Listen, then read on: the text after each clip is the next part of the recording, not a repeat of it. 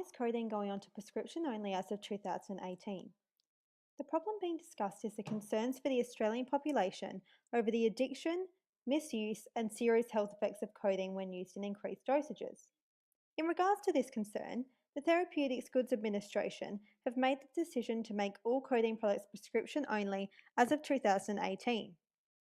Codeine can be found in many painkillers over the counter, including Nurofen Plus, Panadeine Extra, and Mercendol.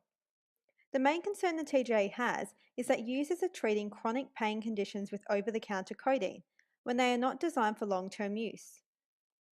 Codeine is the most commonly used medicine of abuse, as it is an opioid, which is a compound that has addictive properties and can also produce euphoria effects when used frequently. Codeine was not seen as a serious concern for Australians prior to 2010, with packets of up to 100 tablets sold in pharmacies, although in 2010, the TGA decided to limit the packets to 30 tablets only. Further investigation in 2016 has proved that 55% of the adult population regularly use over-the-counter medicine. Patients can become easily dependent on codeine, as it is within the same family of other addictive drugs such as morphine and heroin. Severe health effects from long-term use include liver damage and stomach ulcers when paired with ibuprofen, and liver failure when paired with paracetamol.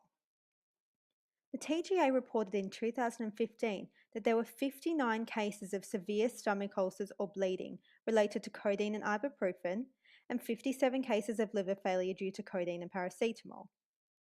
Codeine over-the-counter is designed for short-term pain such as toothaches and headaches, although patients are using codeine for what is known as chronic pain, a continuous pain which extends beyond the normal healing time.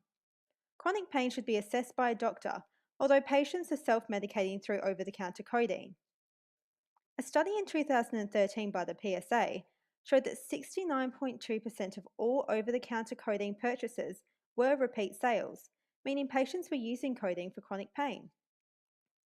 Codeine sales in 2013 in Australia exceeded the total usage of codeine within the USA in that year, even though Australia has a much smaller population.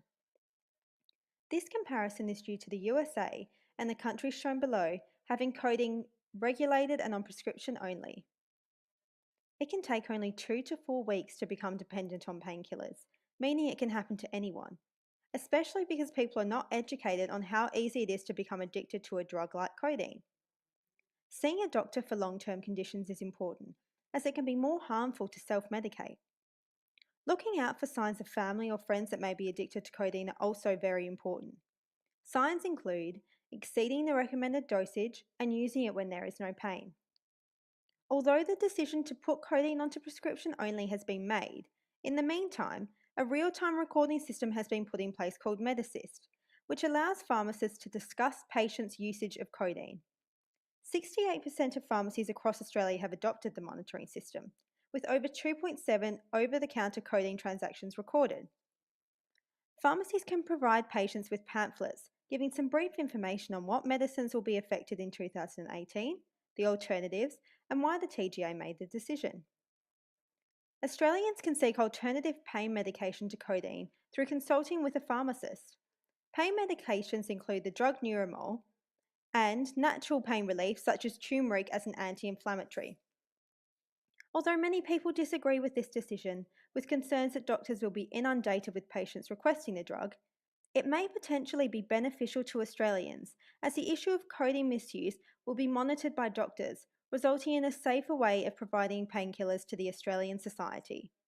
Thank you for listening to my presentation. Created using Powtoon.